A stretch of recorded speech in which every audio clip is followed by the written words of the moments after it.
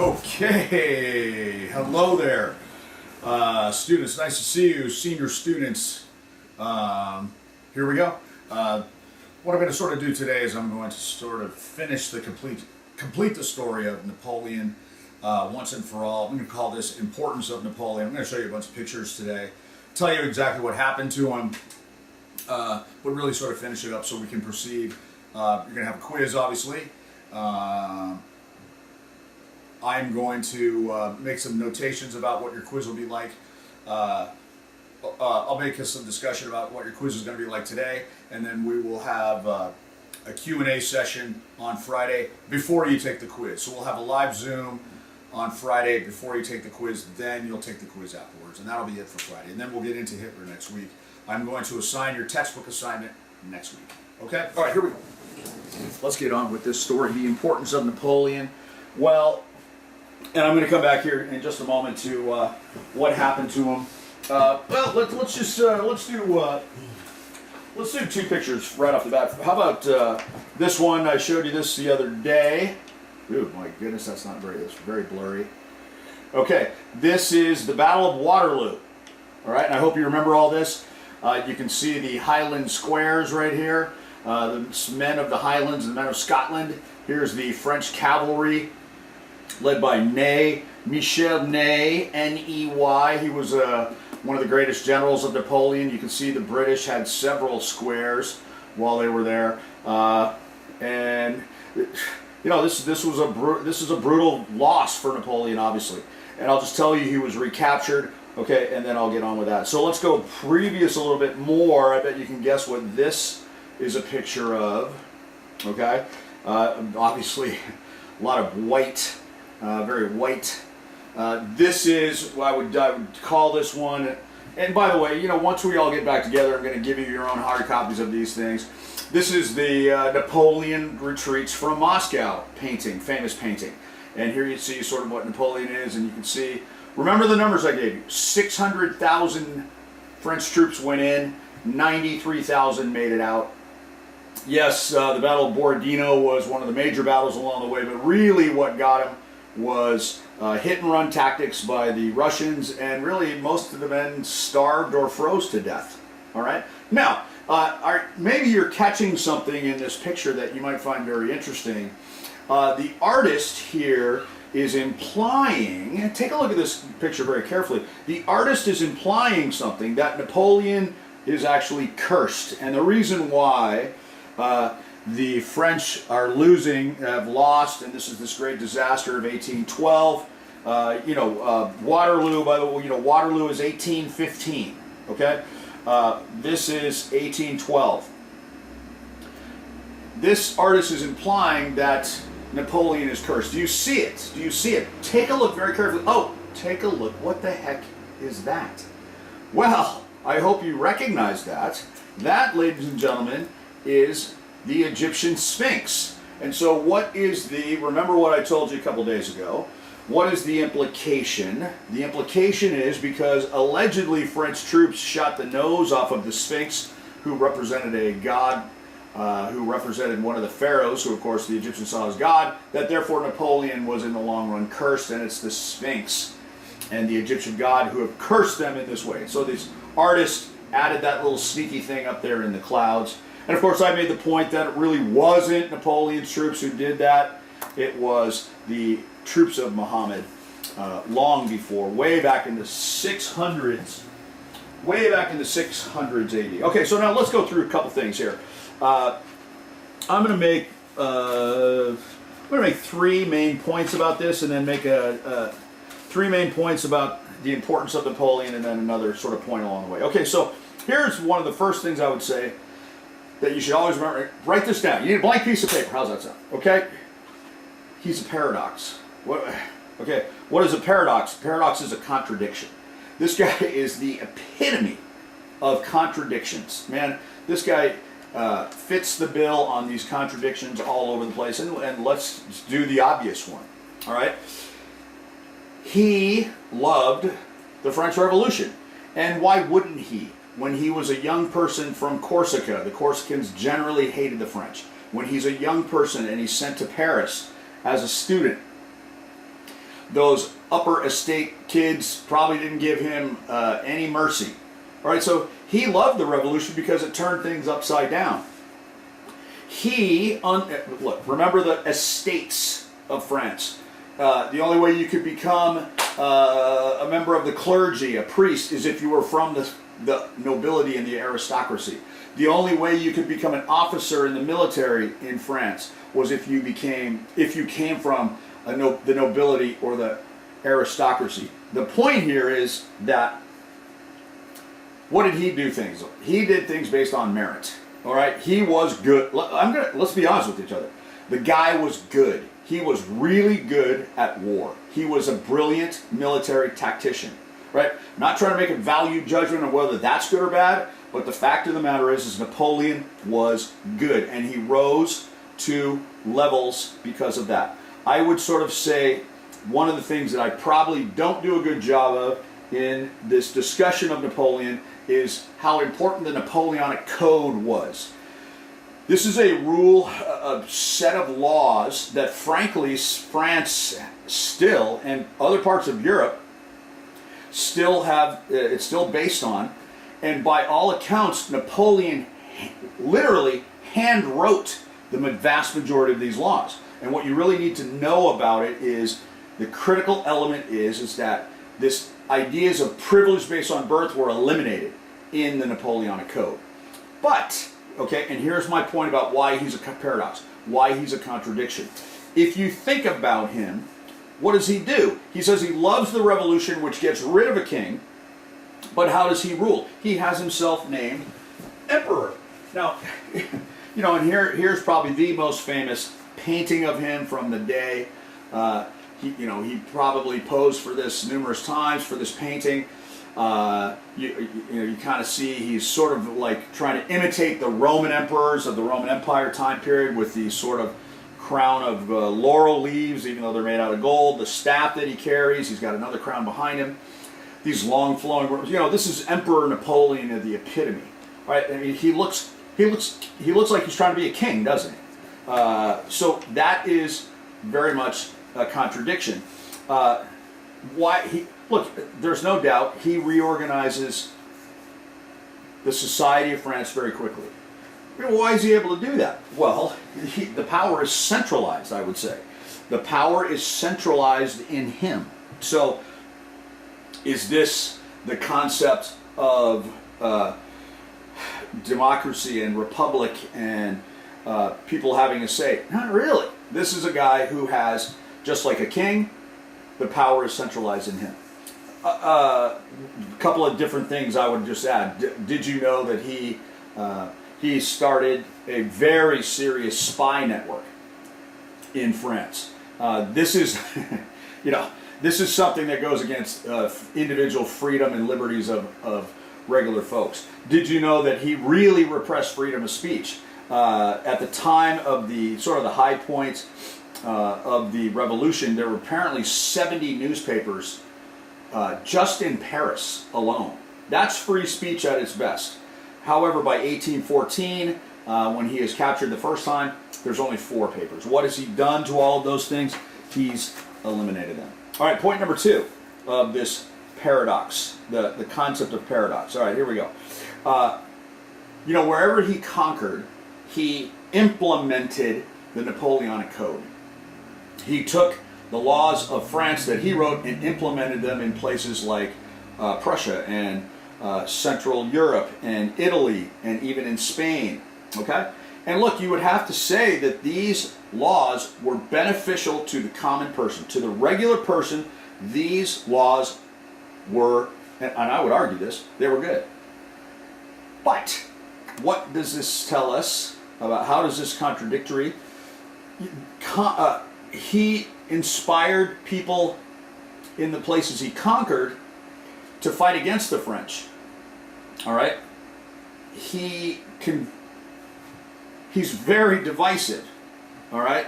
So even though he comes in and he conquers a place and he tries to implement laws in this place that would help the regular folks don't like it because he conquered them.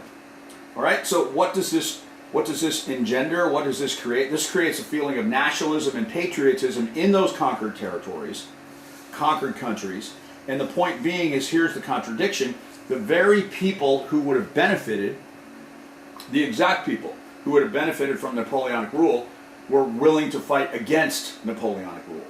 That's how divisive this guy was. That's how, frankly, to be honest with you, frankly, how despised, he was really despised. Okay? And look, this is it. I sort of hit this. Here's number 3. Okay?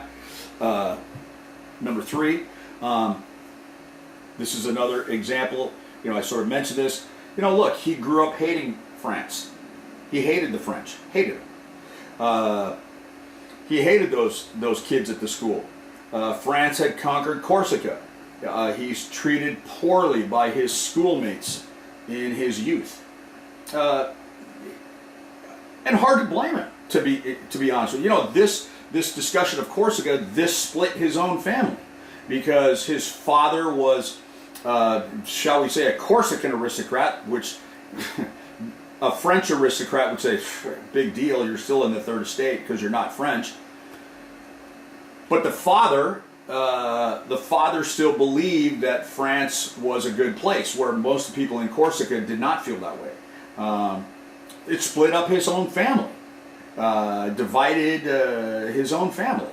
So I think you get this, though. What happens to Napoleon, though? Napoleon ends up loving France, and he comes to think of himself as French, and he wants to be considered French. And who are the people that he relates to the most in France? He relates to the French commoners and soldiers. I don't necessarily think that should be surprising, because French commoners and soldiers and even Corsican aristocrats have one thing in common, and that was they didn't like French aristocrats. All right? So those are the sort of the things I would say. 1, 2, 3. Let's draw a line right here. Draw a line right across there. And let me add just another sort of point. Let me add another sort of point to sort of indicate to you how really significant the turmoil and the difficulties that this guy created. There are estimates of deaths of this time period. We call this time period the Napoleonic Wars. All right? I'll just put this whole thing up here. Okay, the Napoleonic Wars, ladies and gentlemen. This is basically a 16-year period, as the French, we basically sort of say the French Revolution is a 10-year thing, from 1789 to 1799. Okay? The Napoleonic Wars are 1799, as Napoleon sort of solidifies his power within France, all the way through his capture at Waterloo in 1815, where they decide to go a different direction than him.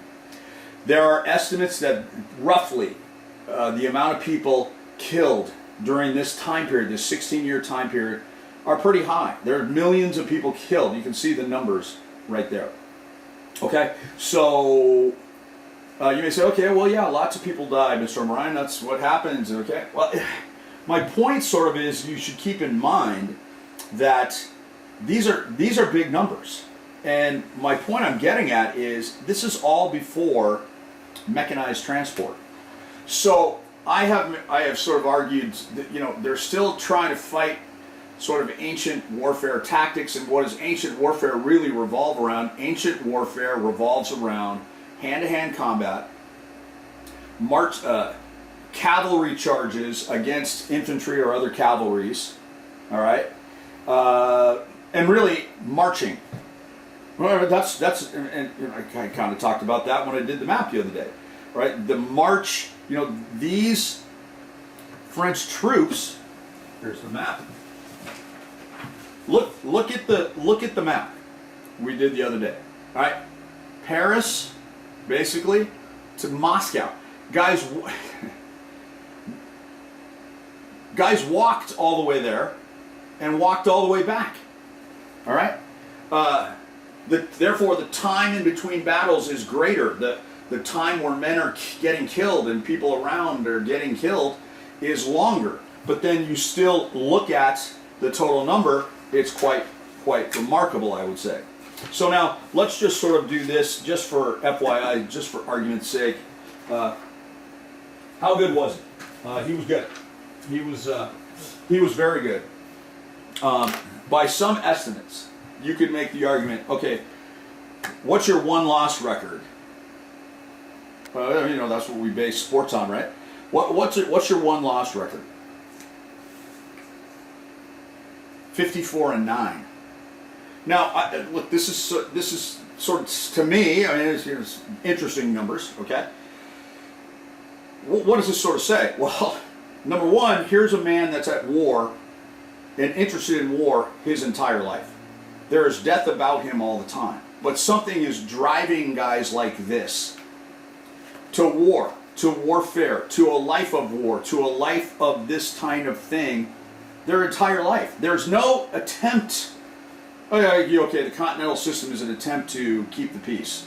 Well, that's at the end of a bunch of military victories.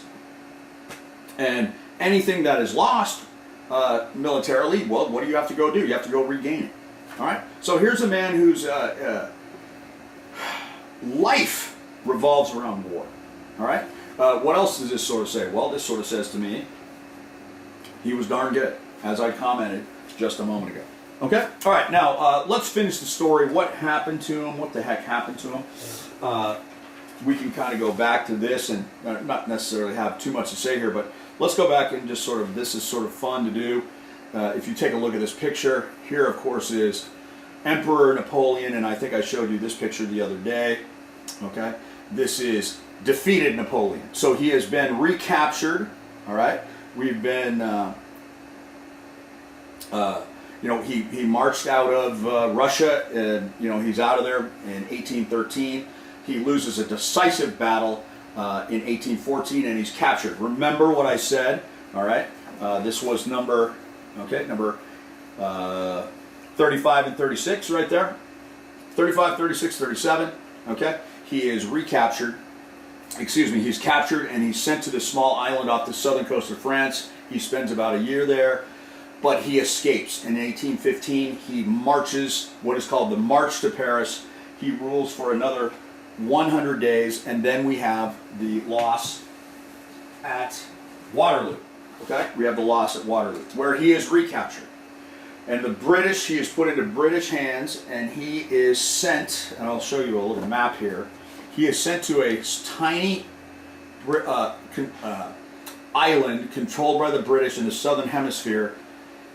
It's so far off the coast of Africa that you can't even see it. You can't see anything from this small little island. It was a prison island. And it's called St. Helena or St. Helena. Either one of those pronunciations would be okay. And this is where Napoleon lived for the last 6 years of his life. And this is actually a picture. This is the real picture of the quarters. So this is some mountainous stuff here. You know, this is sort of a mountainous small island. You know, small is kind of mountainous. And these were actually his quarters. Now, he was not by himself. There were he had servants come with him. He had other people come with him. People volunteered to come with him. And he was basically in the hands of the British. Now, he's not in a jail cell. There's not bars on the window or anything like that. But this is where he lived. And this is where he finished out his life. At first, they had a lot of, this big group of French people, they had a lot of, frankly, fun. They had big dinners and they had big parties on the weekends, and Napoleon, of course, told great stories, the story of the Battle of the Pyramids and things like that. He started his memoirs. He actually wrote a book while he was on St. Helena. He wrote his memoirs, retold the story of all of his battles, you know, by apparently he had a fantastic memory. And one by one, you know, the British were furious. The British did not like this. He was wasting money. He was very expensive to keep track of, and the warden of the prison, if you will, he and the warden did not like each other. And there's stories that the warden had lost family members in the Napoleonic Wars and personally hated Napoleon. And so they had this grudge. And so as the years went along, Napoleon more and more so just locked himself in this building. Well, there's a theory that Napoleon died of poisoning. Okay, when his body was checked, it's been a number of decades, but when his body was checked, they took a lock of his hair, and it showed that he had had arsenic poisoning. Okay, now, does this mean that the British killed him while he was there? Maybe not. Here's a theory. It's unproven, but it's kind of fun. Napoleon would lock himself in there. This is a tropical region. His house would therefore become hot and humid every day. And the story goes is that wallpaper in those days, in order to keep the wallpaper on the wall, they used a particular type of glue. And guess what was an ingredient in glue in the early 1800s? Arsenic. And so what is this guy sort of, if you will, inhaling for several years in a row? Well, he's inhaling fumes, and maybe some of those fumes had arsenic in them. Okay? And so that's a theory that wallpaper kills Napoleon. Okay? By the way, speaking of which, we're talking about the Napoleonic Wars right here. By the way, guess who else was alive right at this time? Well, at the time was George Washington and Thomas Jefferson, those guys. Guess who else was alive at this time? King Kamehameha. This is exactly the exact same time that King Kamehameha solidified his control over the Hawaiian Islands, the exact same time. Okay, so now, what happened? The first thing I should say, what happens to him? So there's that piece of paper. Okay, he dies in 1821 there. His body is eventually brought back to France. The very first thing they do with the body is they put it at this place. Now, you should recognize this. This is a famous building. It's called the l'Arc de Triomphe, the Arch of Triumph, and it's right in downtown Paris, and it's really a war memorial, is what it is. And the person who had it commissioned to be built was Napoleon himself. What is interesting is that he never saw it completed. He never saw this thing, but his body and his casket was put on display right underneath the arch. When his body was returned, and people from all over France apparently came to check it out. If you go there, it's pretty cool, and you can kind of see here is actually one of the statuettes on the side. Obviously, that's Napoleon right there. You can see that he is a big part of l'Arc de Triomphe. The l'Arc de Triomphe is right in the sort of center of a roundabout. You know what roundabouts are? So you drive straight, and then you come to this roundabout, and instead of going straight, you got to go around a bend a little bit, and then around a circle, halfway around the circle, then you can turn and go straight again. What is this based off of? Well, here's another example of Napoleon doing this kind of stuff. This thing right here is called the Arch of Constantine, and it's in Rome. And this was built by the Roman Emperor Constantine the Great. And so this furthers my point. What does Napoleon like to do? Well, Napoleon likes to copy famous people from history. Okay? And so what is he doing? He's copying the Romans here. Okay? Here's Constantine's arch, and I can tell you that this arch is much bigger. By the way, it's really cool. You have to go on a tunnel to get there, to walk around. You can actually take an elevator and hang out at the top of that thing. It's super, super cool. Okay, so then what did they do with him? Okay, what did they do with him afterwards? Well, let me just throw this out at you. Do you all know what this thing is? Well, this is a famous statue called the Thinker. Okay, and it's by a guy named Rodin, R-O-D-I-N. And Rodin was a famous French sculptor, artist. And the Thinker is right in downtown Paris. And this is a photograph I took. Okay, and I want you to sort of take a look at that thing right there, and you can see, very interesting. It's a pretty nice place right there, right? Okay. Well, this particular place is right across the street from the Rodin Museum. So what the heck is this? Okay, well, here's a Google picture. Okay, so the Rodin Museum is right here in this area, so you can kind of see how that picture would work, how I took that. The Rodin Museum is right across the street. Okay, and what this place is called, let me have the word for it. This place is called Invalides. All right, what the heck, Mr. Ryan? Here we go. Invalides. I'll give you this in just a moment. Invalides is French for invalid. This was originally a hospital built in France, predates even Napoleon, for invalids. And really what that meant is men injured in war so badly that they couldn't really function in society. They're missing a limb or they're missing something or whatever. Their wounds make them invalids. Okay? What eventually happens is that they add this big domed building. Okay? And this became not only just a place for invalids, but it also became a place to honor French soldiers. Okay? Now, here's what's interesting, is that it's still an invalid hospital today. It's a museum, but it is also, the grounds are still a place for, okay, it's not a place for wounded veterans anymore. Invalids are also people with mental problems, and I can tell you that the very first time I ever went to this place, I understood what was going on. And look, there's people in, look kind of like people with mental problems, crazy people walking around here. You know, they're not dangerous, but they're walking around here. And there's people all over the place like that. It's kind of like, whoa, that's kind of, okay, right on. Then you go into the museum. All right, now when you get into the museum, this is pretty cool, okay? When you get into the museum, what you do is, here's some Kamehameha students years ago that went to Invalides, okay? Now, when you get there, okay, you walk in the front door, and what you walk up to is what is in essence sort of a hole in the ground. So this is the ground level, okay? So you walk in this door right there, all right, and you walk in ground level. I didn't take this picture, but this is just images from Google. You walk up to this thing, and there's this hole in the ground, okay? And when you get to the hole in the ground, well, sure enough, where is it? Okay, let me just figure this out here. When you get to the hole in the ground and you look down in there, sure enough, guess what you see? You can kind of see it here in my picture. Guess what you see? You see this big thing. Okay?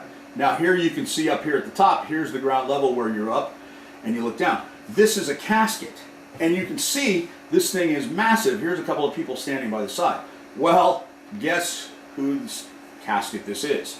Well, obviously, this is the casket of Napoleon.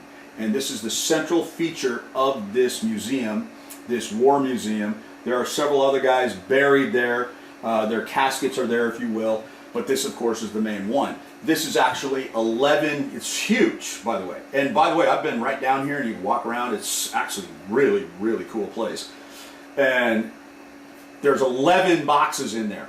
And this is the biggest one, and then there's another small one, and small, and then he's in a small box all the way on the inside. Okay? So this is Napoleon's casket at a place called, there you can see the spelling, Invalides, if you didn't understand how I was pronouncing it. Okay? All right, I'm going to show you one more picture before I get moving forward a little bit here, and that picture is this one right here. This is also a picture of the casket of Napoleon at Invalides. And sure enough, we have a group of people up here. This is a black and white photo, so I'll just give you a hint. It's a little bit old. There's a group of people up here. Okay? Well, I'm not sure if you can tell, but I'm just going to give you, can you guess who this particular person is in the white jacket? Guy's got a white jacket, and it appears he's got a bunch of soldiers with, general type looking guys with him. Can you figure out who that is? I bet you can. Yes, you are correct. That, ladies and gentlemen, is Adolf Hitler. And Adolf Hitler went to Paris one time, and it was right after the Germans conquered the French in 1940, and Hitler went to Paris, and one of the main things he wanted to see was, he wanted to see Invalides. Isn't that fascinating? Okay? All right, everybody. There you go. I hope you enjoyed that discussion and that topic today. Very fascinating. I hope you liked it. I will see you for the quiz tomorrow. Aloha.